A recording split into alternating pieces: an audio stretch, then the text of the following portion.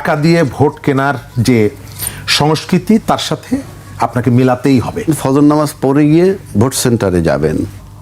চাঁদাবাজ বিরোধী সমাজ চাই। আমাদের আজকের বিষয়, কে হচ্ছেন প্রধানমন্ত্রী? আজকে আমাদের সঙ্গে উপস্থিত আছেন রাজনীতি বিশ্লেষক শরীফুজ্জামান শরীফ, আপনাকে স্বাগত জানাচ্ছি। আমাদের সঙ্গে আছেন বাংলাদেশ সুপ্রিম কোর্টের সিনিয়র আইনজীবী আবু হেনা রাজ্জাকি, আপনাকে স্বাগত জানাচ্ছি। কে হচ্ছেন প্রধানমন্ত্রী, এটি বেশ বড় একটি প্রশ্ন এবং এটি নিয়ে বেশ আলোচনা চলছে বেশ গত কয়েকদিন ধরে। কে হচ্ছেন প্রধানমন্ত্রী এই বিষয়ে আন্তর্জাতিক সংবাদ মাধ্যমগুলো তাদের মতন করে প্রতিবেদন করছে।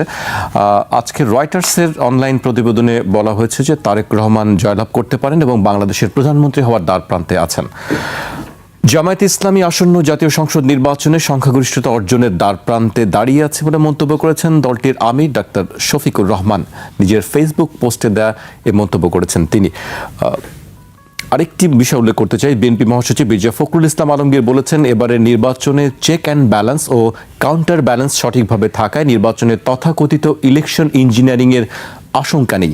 বিএনপি ল্যান্ডস্লাইড জয় পাবে বলে আমরা আশাবাদী। আবু হেনা রাজ্জাকির কাছে আসতে চাই, আপনি কিভাবে দেখছেন আসলে গণমাধ্যমের যে খবরগুলো বা জরিপগুলো, সে বিষয়ে অনেক প্রশ্ন আছে, কিন্তু তারপর আপনার ব্যক্তিগত মতামত আমি জানতে চাই যে আসলে আপনার কাছে কি মনে হয়? নির্বাচনে ল্যান্ডস্লাইড ভিক্টরি কথা বলছেন, আরেকদিকে বলছেন জামাতের পক্ষ থেকে বলা হচ্ছে সংখ্যাগরিষ্ঠতা অর্জন করবেন।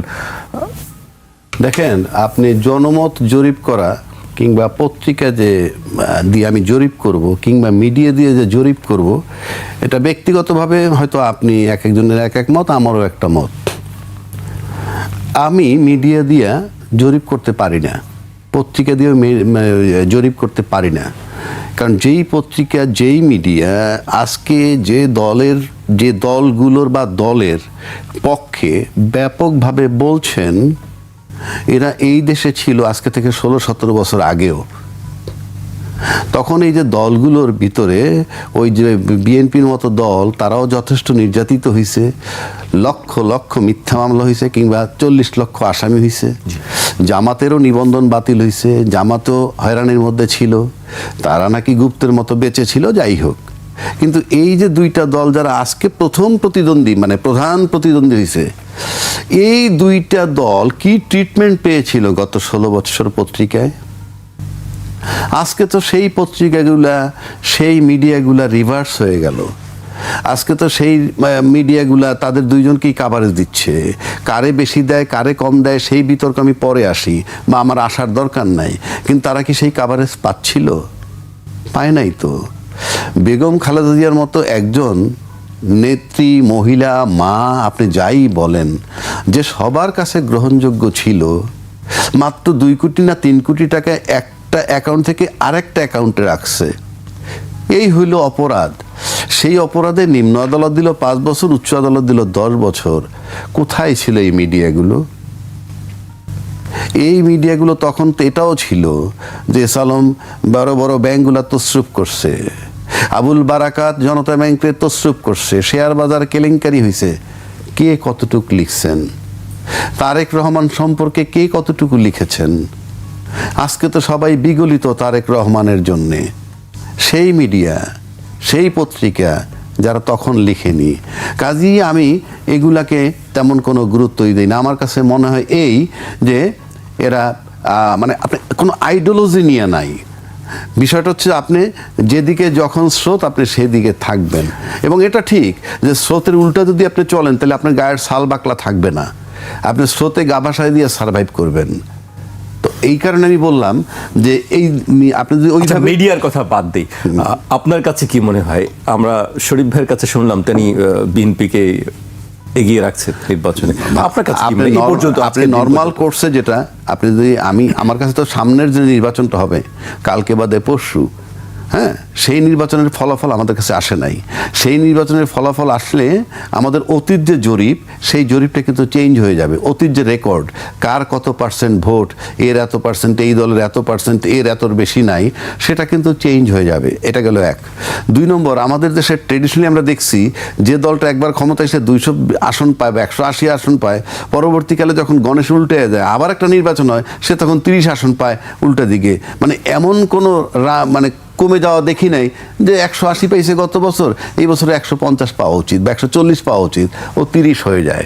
সে কারণে বলছি এখানে বহুদিন ধরে একটা কথা আমাদের প্রচলিত আছে, কারচুপি কিংবা ইঞ্জিনিয়ারিং, এটা প্রচলিত আছে। যেমন এবার কি যুক্ত হয়েছে দেখেন তো, নির্বাচনের 5 আগস্টের পরে এবার কিন্তু শব্দ আসছে একটা গুপ্ত সুপ্ত, এই শব্দগুলা আসছে। এর আগে ছিল রাজাকার, স্বাধীনতার পক্ষ, আমরা এক এক সময় এক একটা শব্দ সংযোগ করি।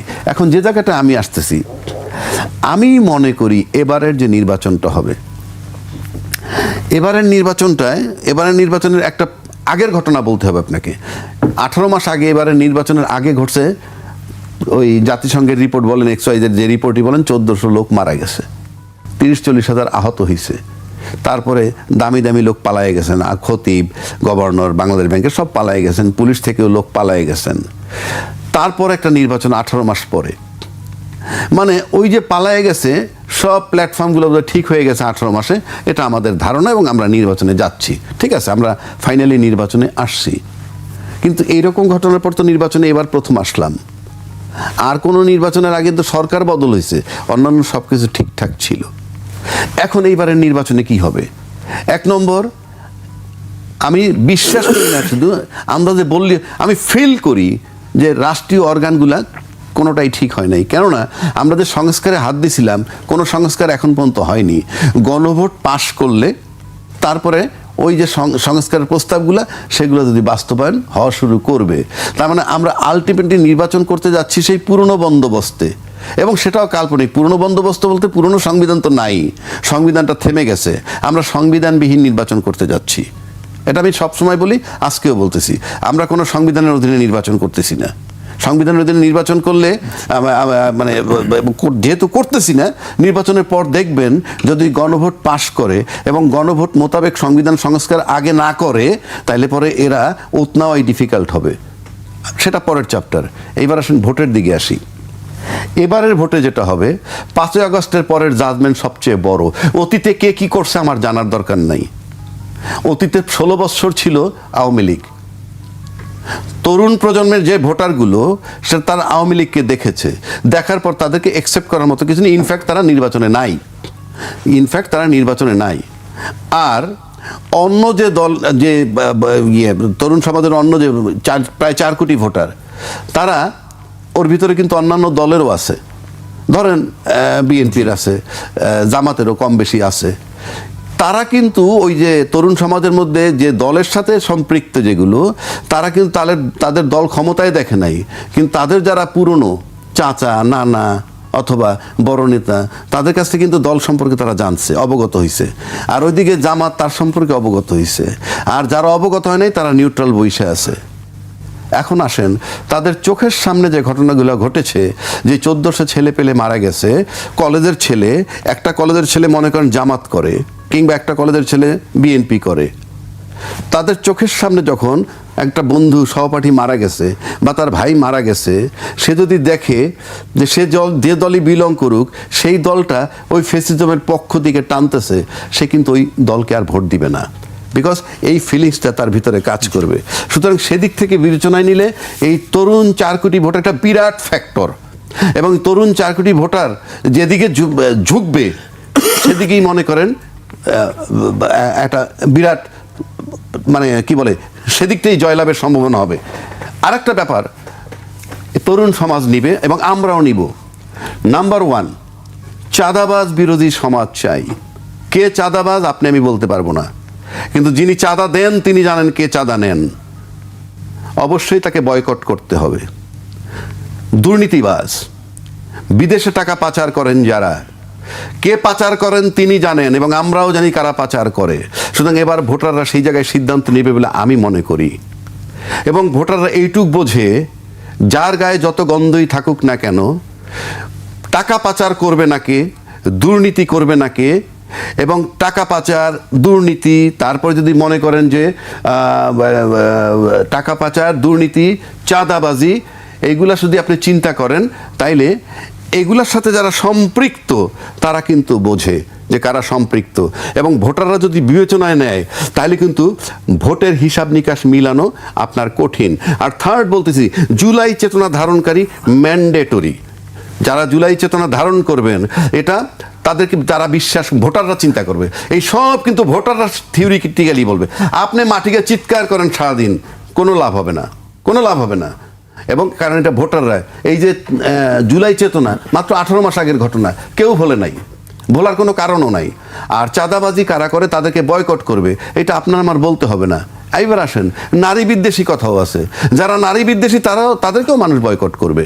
কিন্তু প্রশ্ন হচ্ছে ভোটাররা তাদেরকে নারী বিদ্বেষী বিশ্বাস করতে হবে, যে নারী বিদ্বেষী বিশ্বাস করতে হবে, চাঁদাবাজি বিশ্বাস করতে হবে, তারপর দুর্নীতিবাজ বিশ্বাস করতে হবে, তার উপরে সিদ্ধান্ত নিতে হবে।